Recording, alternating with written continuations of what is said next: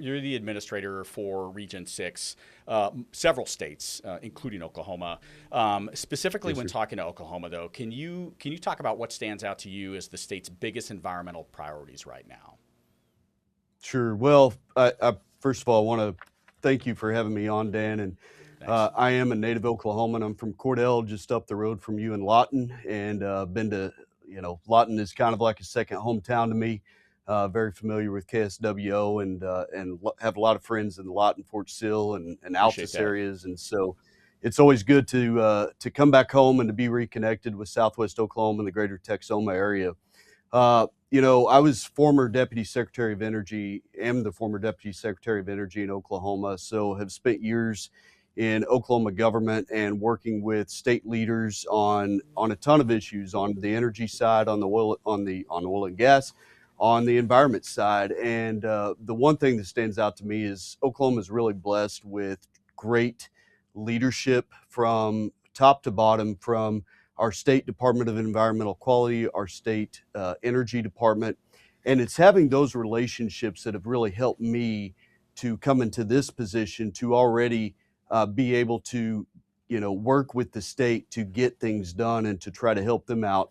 One area that I look at in particular is our SIP backlogs, our state implementation plans. And so we focus on cooperative federalism. That's a big part uh, of our focus here in the region and at the US EPA in general, is working with our states on some of the backlogs that have just been shelved for years, and how can we build that to help the states where they need it the most. So when you talk about some of the biggest environmental challenges, there's a lot of different things out there. There's emerging contaminants that we're studying right now.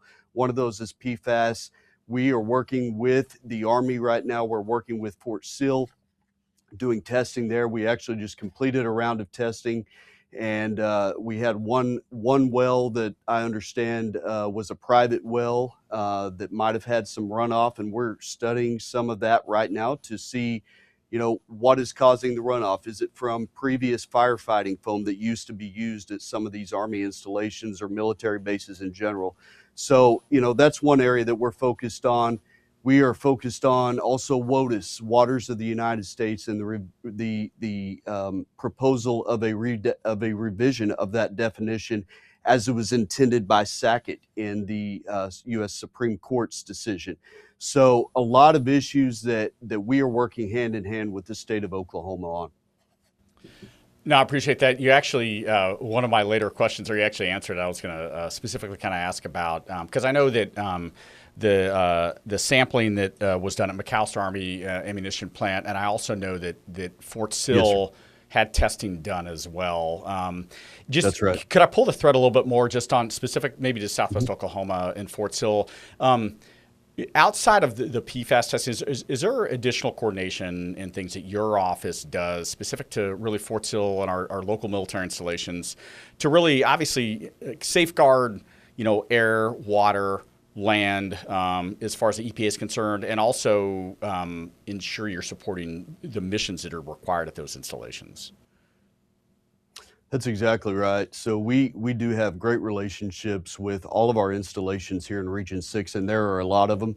You go from Cannon Air Force Base out in New Mexico to a lot of the ones here in Texas, Louisiana, Barksdale, Tinker. You mentioned the McAllister Army Ammunition Plant in McAllister, Oklahoma, Fort Sill.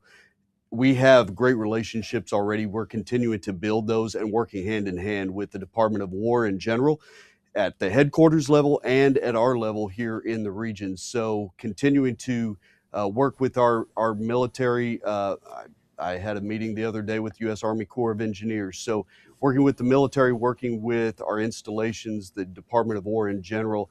It's a really great partnership, and it's getting down to the basics and digging into the facts. And at the end of the day, we are focused on clean air, land, and water for every American. That will not be compromised. No, I appreciate that, sir. I'm going to flip. I'm going to flip a little bit outside of our viewing area here, just because it was big news in Oklahoma recently. The ammonia leak in Weatherford. Yes. That pretty big deal. Obviously, EPA Region 6 responded to that. Can you kind of just talk about that. What unfolded there? I know we ran some news stories on it, but from your perspective, Yeah. now you have a little bit more of a deep dive, kind of what happened there.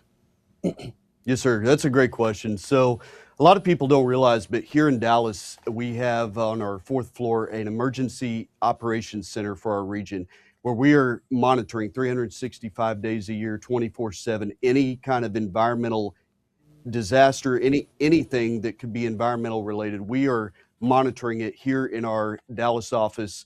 It's kind of like a miniature NASA mission control center. And we are in constant coordination with the states, with other federal agencies and partners. So, in particular, on the Weatherford ammonia leak, I was actually in Oklahoma that weekend or that day and started receiving texts early in the morning from personal friends who were in Weatherford actually being evacuated.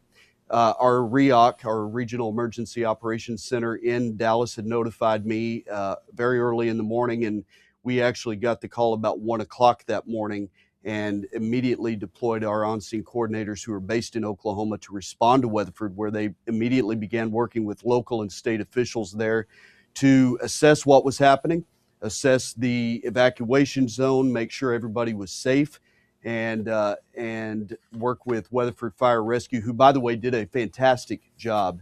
I do want to commend them. They did exactly what they should have done, and I think it's a real case study on what should be done. And Weatherford did a perfect job on that. But we tested nearby creek beds, watersheds. We tested the air. Obviously, we worked with our START contractors who were also deployed at the same time. And all of us working hand in hand determined that it was safe for residents to return back to their areas. The ammonia had been dissipated by all the water that Weatherford had put on it. I think it was close to 2 million gallons of water that was used. So again, Weatherford did the right thing. We assessed the situation and determined it was safe for residents to return to their homes. And the U.S. Department of Transportation, NTSB, came in and did a follow-up investigation, as that was their jurisdiction to come up with the final investigation of the leaking gasket from that truck that was in Weatherford that leaked the ammonia. Sure. Just looking at Oklahoma, and we have a lot of rural communities in Oklahoma. Is there any Mhm. lessons learned, in particular with that incident, that kind of stick out, especially when it comes to protecting people in smaller rural communities across Oklahoma? Yeah, well, I would say that again, I want to go back and commend Weatherford for doing the right thing, but anytime there's a situation like that, the United States EPA, especially on something environmental, would be called. Our Regional Emergency Operations Center is fully functioning all the time. So we always have somebody who is watching these things and is there to answer the call. And we will dispatch just like you can look at it like a 911 center where we will dispatch people just like 911 would do the same thing to start immediately working with state and local officials. We have 5 states to cover, and we constantly monitor and have on-scene coordinators who are ready to deploy at a moment's notice to anywhere within our region at any time of day. And so, Western Oklahoma in particular, rural Oklahoma, rural Region 6, our greater 5 states, can be assured that the US EPA never sleeps, that we are always on top of this. And at the end of the day, we will have an emergency response that folks can be proud of and that they can feel comfortable and safe in regards to. I appreciate the clarification, kind of a little bit more deep dive on that, because again, Mhm. it was a big deal for here, It kind of a was. scary situation, and for all intents and purposes, I think as we look back on it, I think it was handled very well, considering it probably could have been much worse. Um, That's right. so I think I'm running close on time here. I'm probably running over a little bit here, but it's two final kind of questions. So one Mhm. really has to kind of do more with environmental regulation. So some Oklahomans probably worry that restrictive environmental regulations could either slow growth or become a burden. How would you respond to those concerns, and where do you see environmental protection and economic growth working together in Oklahoma specifically? Well, I'm glad you asked that because that's really the cornerstone of the Trump EPA's policy. If you want to look at our overarching policy in the Trump administration, it's protection that empowers rather than restricts. And it's regulation that clarifies rather than complicates. And it's a belief that the environment and the economy can be partners rather than adversaries. So we're cutting red tape. We just then crossed our 365-day mark, a full year of serving the American people in the Trump administration, and me here in Region 6 leading that effort. And I'm proud of the work that we've accomplished so far, but we have a lot more work to do. But one of those is regulatory certainty, and just knowing that, as I often like to say, you can walk and chew gum at the same time. In other words, you can protect the environment while also growing the economy. That's such a key cornerstone of our administration, and focusing on just cutting through a lot of this red tape that has been burdening the American people for so many years, and restoring and returning our agency to its original intent as was mandated by Congress back when the EPA was founded 55 years ago. And all of that has to do with the very basics: clean air, land, and water for every American. And again, that won't be compromised, following the rule of law and just getting back to the basics, where we can grow the economy and we can also protect the environment. So one final question, just is we're about a month into 2026. Just looking as we move further into 2026, what's one EPA initiative or focus area that can make a real difference in the lives of everyday Oklahomans? Well, one of the things that I personally want to focus on and will be focusing on is listening more and more to Oklahomans. Oklahomans have common sense.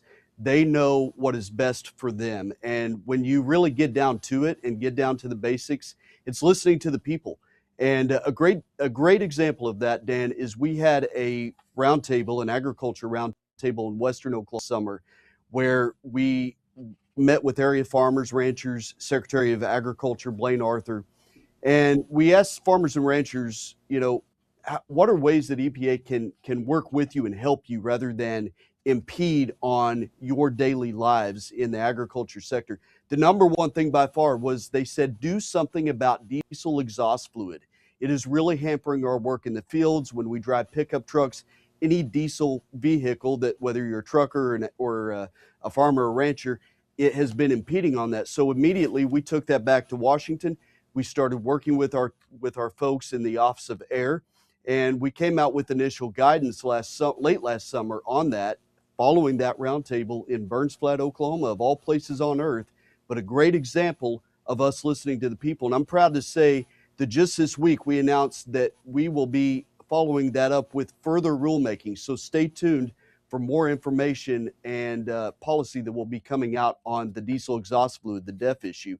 But I want to continue to listen to Oklahomans and all of our folks in Region 6 states as to ways that we can work with them rather than being an adversary to the everyday American. Well, I appreciate you taking the time today, sir. It was very informative of the interview and the answers to those questions.